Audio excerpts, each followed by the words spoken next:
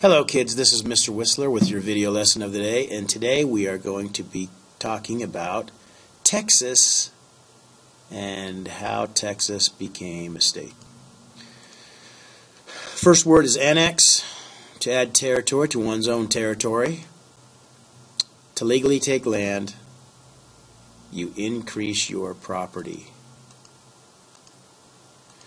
Now, in 1803, the government purchased the Louisiana Territory and doubled the size of the United States. And at the time, Americans thought Texas was part of this purchase, but Spain clued us in and said it was not. So even though Texas was not part of the Louisiana Purchase, this purchase had great geographical significance. The geographical significance of the Louisiana Purchase was it focused the United States on westward expansion. Remember, Americans love land, and when they saw all this land over here, they were looking at it and they wanted it. So in 1821, Mexico wins their independence from Spain, and at that time, not very many people lived in Texas. Well, the Mexican government wanted people to settle there. So to promote the growth of Texas, the Mexican government offered land to people who agreed to bring many families to settle Texas. Now, if you've heard of the city Austin, Texas, it's a pretty famous city in Texas. It is named after one of these first families who came to Texas, the Austins. Well, that worked for a little bit, but it didn't get enough people there. So in 1823, the Mexican government created new colonization laws, which offered new settlers large amounts of land for low prices and no taxes. To get the land, the settlers had to learn how to speak Spanish, become Mexican citizens, and become Catholic, and obey Mexican law.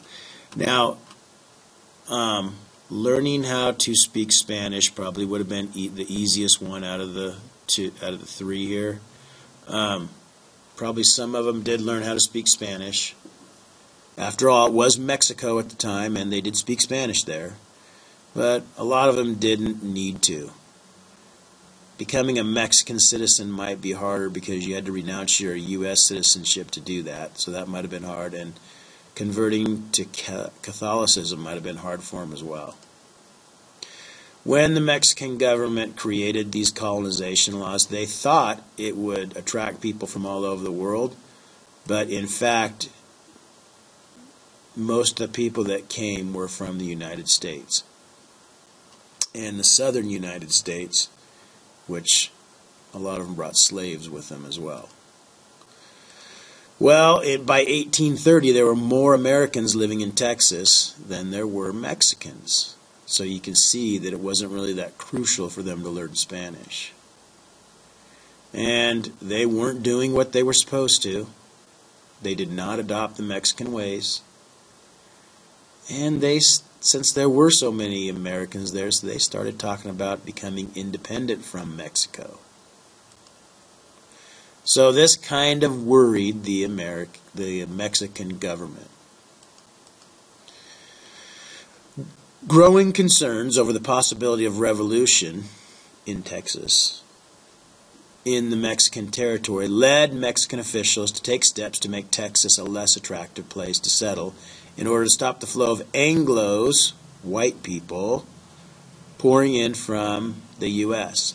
Mexican President Guerrero abolished slavery in Mexico in 1829. That probably made him mad. In 1830, Mexican officials passed a law to limit immigration from the United States. Since most of them came from the United States, they probably still had family in the United States, and that probably made him mad. It placed customs duties, tariffs, on goods coming into Texas from the United States. This cost them money, so this definitely made him mad. And Mexican soldiers were sent to Texas to enforce these new laws, and previous laws Anglos, white people, were ignoring. So Basically, Mexico was tightening its grip on Texas. So, Mexico was trying to make Texas a less attractive place because it was becoming so American, and they felt like they were losing control of Texas. So, to review, the Mexican government decided to abolish slavery. They stopped immigration coming from the U.S. They created tariffs on goods coming into Mexico from the U.S. And they sent soldiers to enforce the laws. Texas, after all this stuff, really started talking about independence again.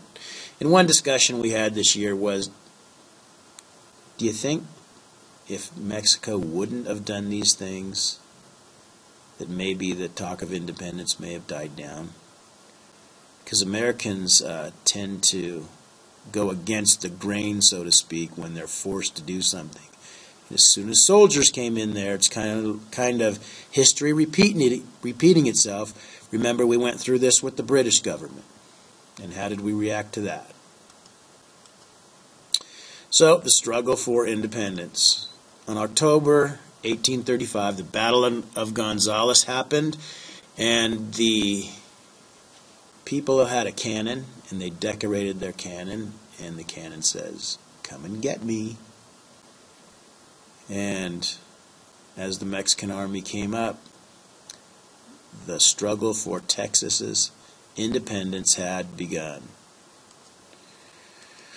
So, after the Battle of Gonzales, Texans went on the offensive and they took the city of San Antonio.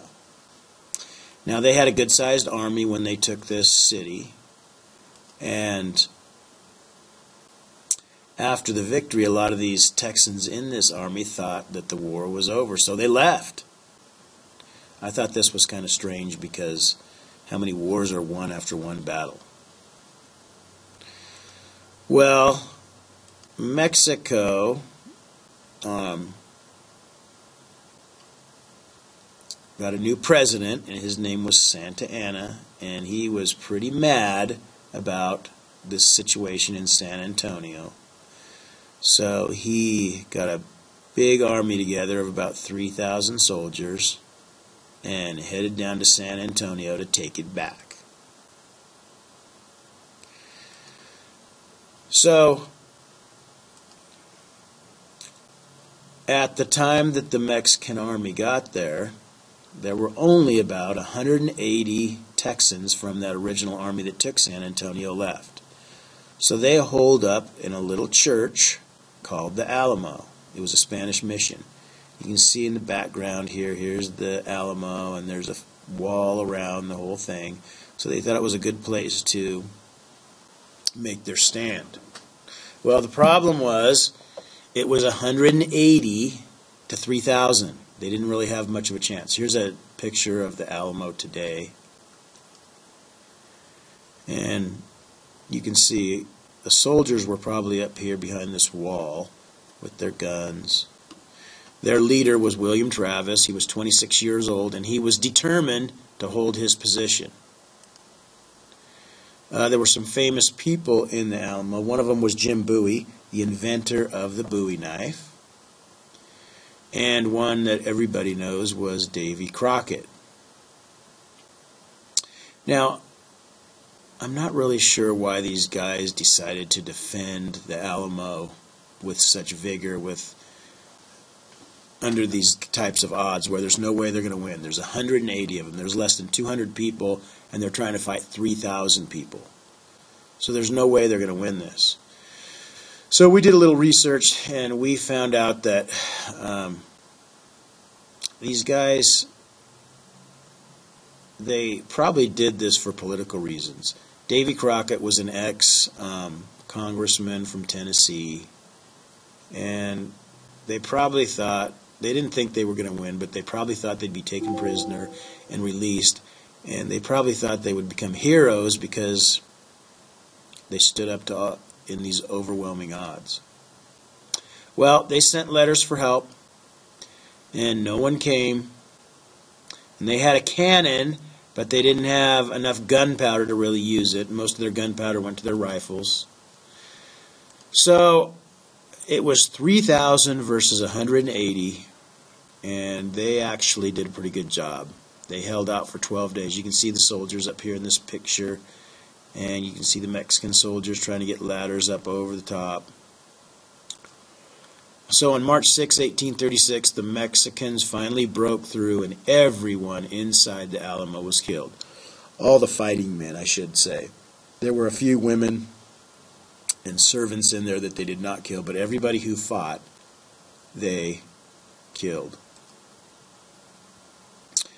Now, at the Alamo, the Mexican president Santa Anna said, "The Texans fought more like devils than like men," meaning they fought hard. And it shows they did because they held out for 12 days. So, the book says the defenders of the Alamo played an important role in the fight for Texas's independence because they bought other Texans who were writing the Texas Declaration of Independence time to finish it. But I don't really buy that. I think they were in it for themselves, and they didn't think they were going to be killed. And it backfired on them. What the Alamo really did is when people heard about this story, it fired everybody up. Everybody in Texas wanted to fight after they heard what they did at the Alamo. So in future battles in this little war here, the Texans' battle cry would always be, "Remember the Alamo," and then they'd go charging in. So, after the Alamo, Texas declares its independence from Mexico. And on April 21st, 1836, Santa Anna surrenders. And on May 14th, 1836, they sign a treaty which shows that Mexico recognizes Texas as an independent country. So, this war didn't last very long. It lasted 7 or 8 months. And Texas was independent. So did you know that before Texas became part of the United States, it was its own country? All right, so in 1836, Texas was its own republic, and after independence, the Texans wanted the United States to annex them into the United States and become a state. Texas never really wanted to be their own country. They just wanted to be part of the United States. Well, President Jackson said no, because every time a state came in, the same reason, it would upset the balance of power between free and slave states within the Senate. It upsets the voting balance in the Senate between the slave state representatives and the free state representatives, and we talked a lot about this. So Jackson decides to follow Washington's precedent, only serve 2 terms, and his buddy Martin Van Buren becomes president after him. Well, Texas asks Van Buren if they'll annex him in, and Van Buren says no. Balance of power in the Senate. Well, Van Buren was a 1-term president. When he became president, the economy tanked, and the Panic of 1837 happened. And whenever bad stuff happens in the country, the president always gets blamed. So he was a 1-termer. After him, William Henry Harrison. Now Harrison, we've talked about this before, only served as president for about a month. Remember, when he went to his inauguration, it was a cold day out there. He didn't have a coat on. He caught a cold. His cold turned into pneumonia, and he died like a month into office. So William Henry Harrison goes to heaven. Well, his vice president, John Tyler, was a Whig, like Harrison, but he was a Whig on paper. He was a converted Democrat. And when he became president, he couldn't find it in his heart to rule like a Whig. He ruled like a Democrat. Well, he ended up getting kicked out of the Whig Party while he was in office. He turned out to be a one-termer as well. But before he got kicked out, the people of Texas asked Tyler to annex them into the country, and he said no for the same reason. Well, in 1844, James Polk ran for president. He was a Democrat, and he wins the election. And this is a typo here, it should be 1844. And in 1845, he supports the annexation of Texas. Polk was a Manifest Destiny guy, and he supports the annexation of Texas through Manifest Destiny. Remember, Manifest Destiny means that we are destined to take control of the continent from the East Coast all the way to the West Coast, and Texas was part of the land heading this way, so he wanted it. Well, Congress finally says yes to Texas, and Texas becomes the 28th state. Here is your Texas notebook. I'll give you this picture. I'd like you guys to color it up.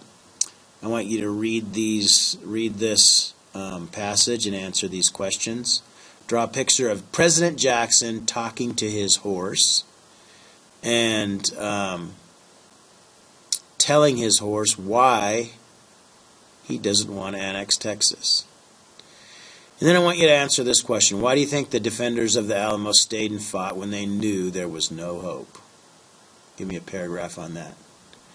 And that's how Texas became a state, kids. And get your note taker done and your notebook, and have a nice day.